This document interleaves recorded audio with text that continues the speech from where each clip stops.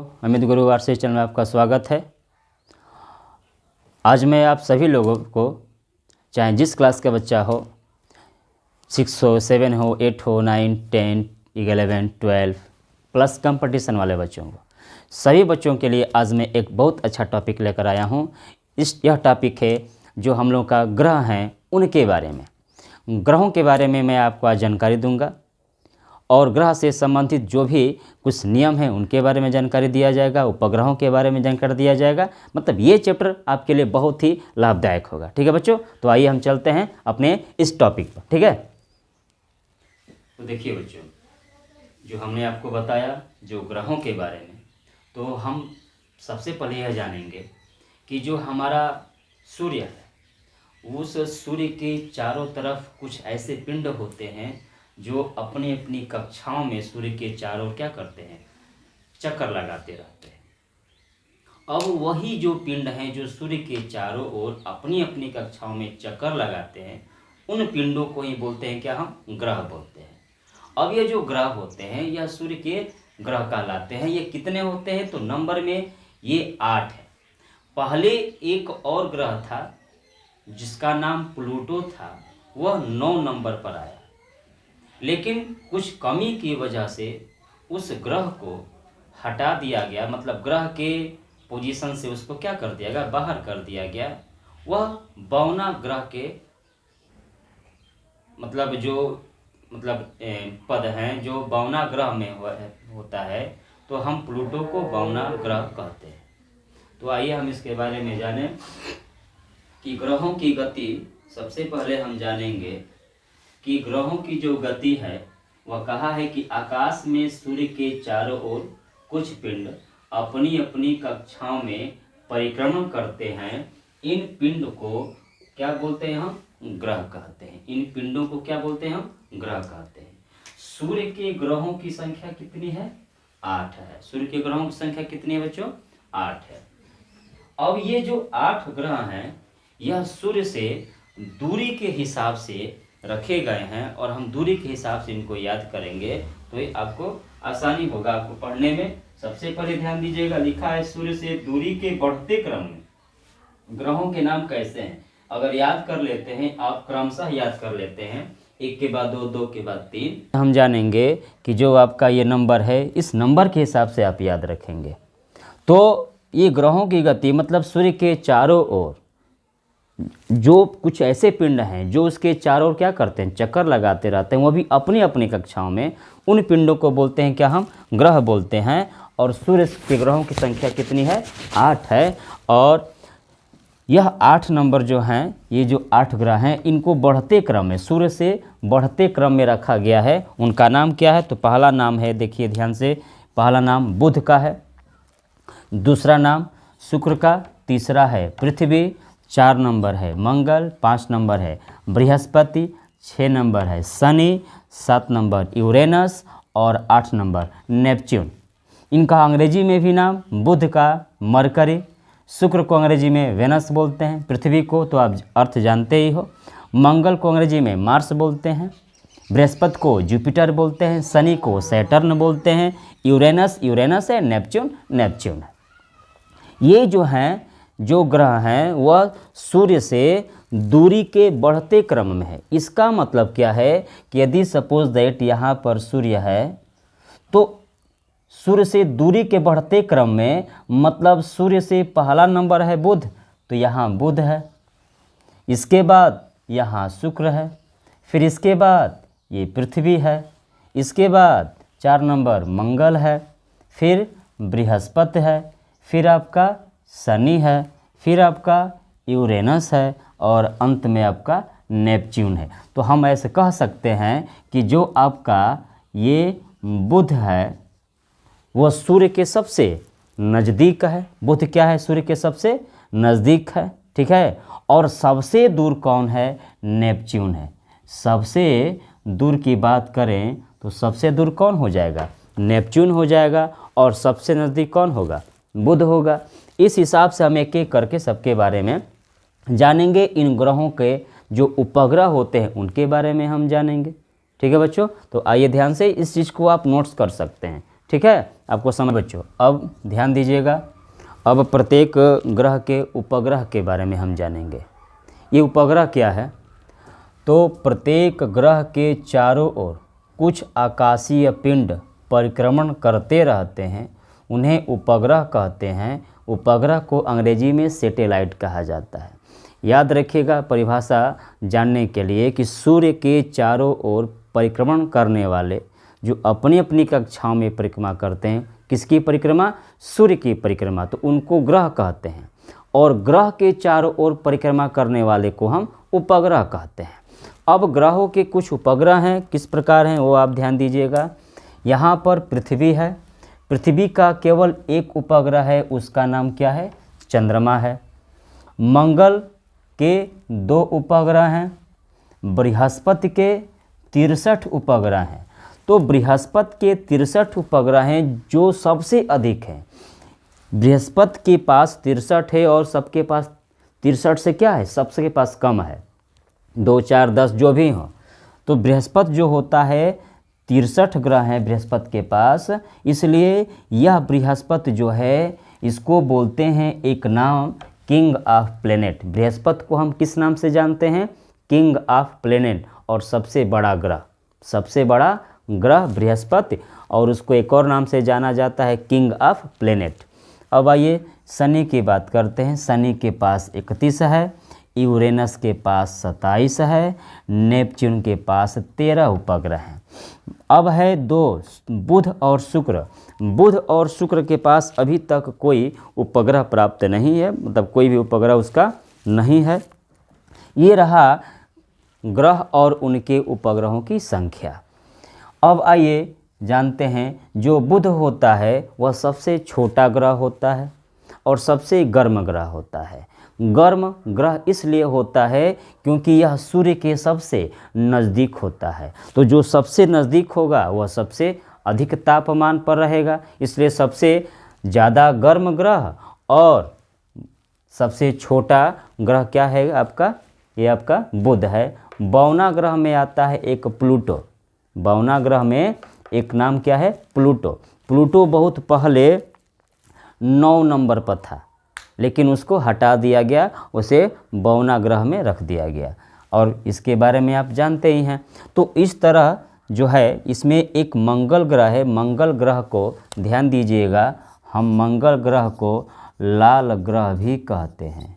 मंगल ग्रह को लाल ग्रह भी कहा जाता है, ठीक है। तो आप इस चीज़ को आप नोट्स कर सकते हो, ठीक है। इसमें जो आपका जो शुक्र है, तो चूँकि हम देखे हैं, पहले बताया जा चुका है कि जो दूरी के बढ़ते क्रम है तो सबसे नज़दीक तो बुध है, इसके बाद क्या आता है? शुक्र आता है। तो इस हिसाब से हम कह सकते हैं 2-3 पॉइंट ऐसे हैं जो कंपटीशन के परीक्षाओं में पूछे जाते हैं कि सबसे छोटा ग्रह, सबसे छोटा ग्रह की तो बुध की चर्चा करेंगे। गर्म ग्रह की जब बात आएगी तो आप शुक्र को नोटिस कीजिएगा। जो शुक्र होगा वह सबसे गर्म ग्रह, बुध सबसे नज़दीक है। बुध सबसे क्या है? नज़दीक है।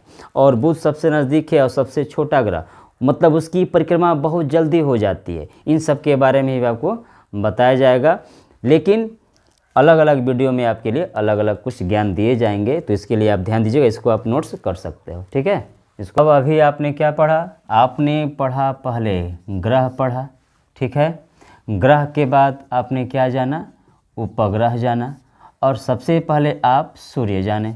तो सूर्य, ग्रह, उपग्रह ये सब जब मिलते हैं, सूर्य, ग्रह, उपग्रह जब ये सभी एक परिवार के रूप में जब मिलते हैं तो इन सबके मिलने से एक परिवार बनता है, और उस परिवार को हम क्या बोलते हैं? सौर परिवार। उस परिवार को हम क्या बोलते हैं? सौर परिवार। तो ये आपको याद रखना है कि सूर्य, ग्रह, उपग्रह ये सब एक परिवार के अंतर्गत आते हैं, और उसको हम क्या बोलते हैं?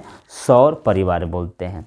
अब इसी के आगे हम एक संबंधित कुछ परिभाषाएं हैं, और वो परिभाषा केपलर के नियम पर है। तो हम आइए केपलर के नियम की चर्चा करते हैं, ठीक है। देखिए बच्चों, ये हम लोगों का क्या है? केपलर का नियम है। केपलर ने 3 नियम दिए हैं। केपलर ने कितने नियम दिए? 3 नियम दिए हैं।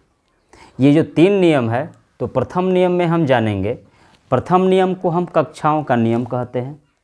प्रथम नियम को हम कक्षाओं का नियम कहते हैं। कक्षा का नियम में क्या है? सभी ग्रह सूर्य के चारों ओर दीर्घ वृत्ताकार कक्षाओं में परिक्रमण करते हैं तथा सूर्य कक्षाओं के एक फोकस पर होता है। मतलब कहने का क्या है कि सूर्य जो होता है, सभी जो ग्रह होता है सूर्य के चारों ओर, सभी ग्रह सूर्य के चारों ओर क्या करते हैं? दीर्घ वृत्ताकार कक्षाओं में क्या करते हैं? घूमते रहते हैं।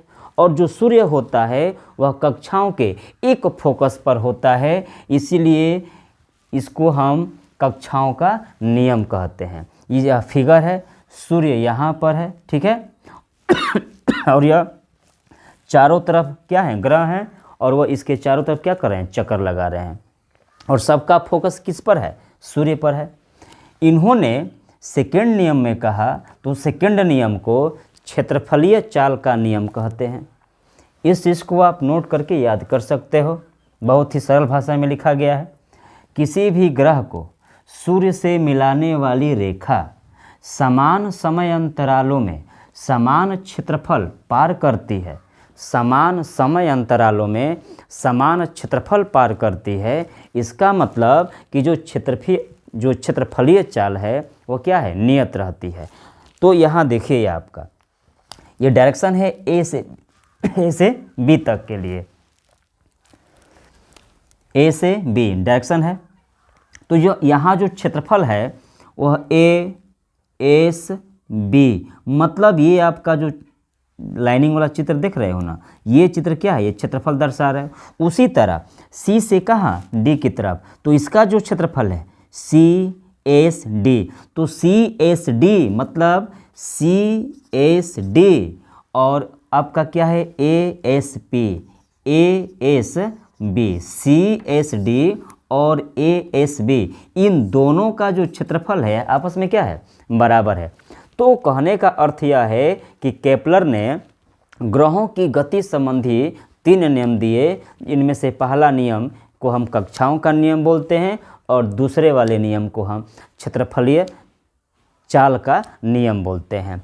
इस फिगर के हिसाब से आप जब हम तीसरा नियम बताएंगे, तो तीसरा नियम में एक फार्मूला आता है। वह फार्मूला होता है टी स्क्वायर प्रोपोर्शनल ए पावर 3, टी स्क्वायर प्रोपोर्शनल ए पावर 3। वह केपलर के तीसरे नियम से संबंधित है। तो आइए हम तीसरा नियम जान लेते हैं, तब तक आप लोग इसको नोट्स में लिख सकते हो, बहुत सरल भाषा में है और इसको आप याद कर सकते हो। अभी हम लोगों का ये जो तृतीय नियम है, इस तृतीय नियम को हम बोलते हैं परिक्रमण कालों का नियम, अंग्रेजी में लॉ ऑफ पीरियड्स। देखिए परिक्रमण काल होता क्या है? परिक्रमण काल का मतलब होता है कि किसी भी वृत्ताकार कक्षा को एक बार अगर हम चक्कर लगाते हैं, तो एक बार चक्कर लगाने में जो समय लगता है उसको हम बोलते हैं क्या? परिक्रमण काल। उसको हम आवर्त काल भी कह सकते हैं, लेकिन दोलन की चर्चा में जब करेंगे तो ये एक बार चक्कर लगाता है, उसमें जो समय लगता है उसको क्या बोलते हैं?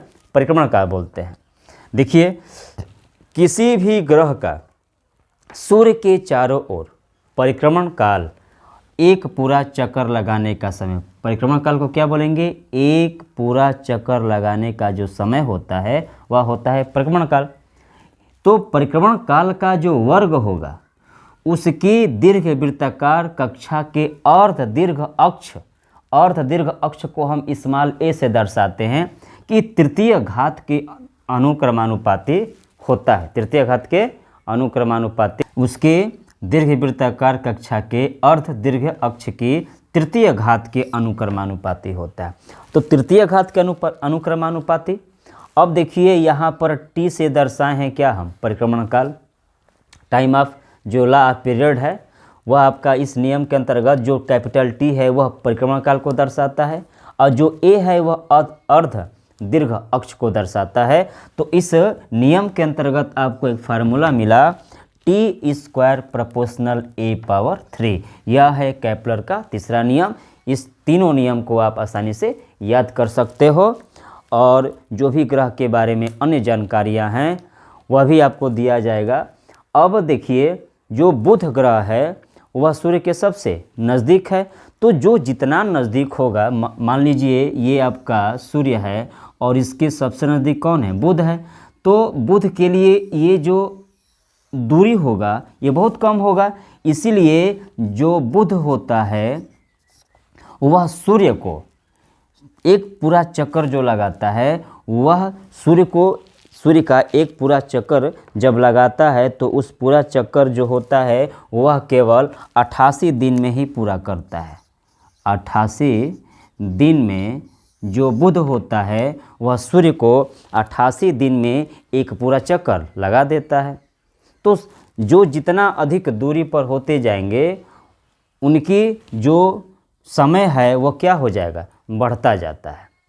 ठीक है बच्चों, तो आप लोग ध्यान दीजिएगा, ये सारे चीज़ जो हैं आप लोगों के लिए बहुत महत्वपूर्ण है। जो नाम है ग्रह का, उनमें उपग्रहों की संख्या, किन ग्रहों को किस नाम से जानते हैं, एक नंबर का क्वेश्चन होता है, तो इस तरह आप इसको याद कर सकते हो। ठीक है, आगे वाला जो इस आगे का मतलब जो टॉपिक होगा अगले वीडियो में बनाया जाएगा। जो भी नए बच्चे हैं इस चीज़ को सब्सक्राइब कर लें वीडियो को और ज़्यादा से ज़्यादा शेयर करें। ठीक है बच्चों, और कोई भी समस्या हो तो उसको कमेंट बॉक्स में ज़रूर लिखा करो आप लोग, ताकि कोई उस पर हमें आपको वीडियो बनाकर दे सको। धन्यवाद।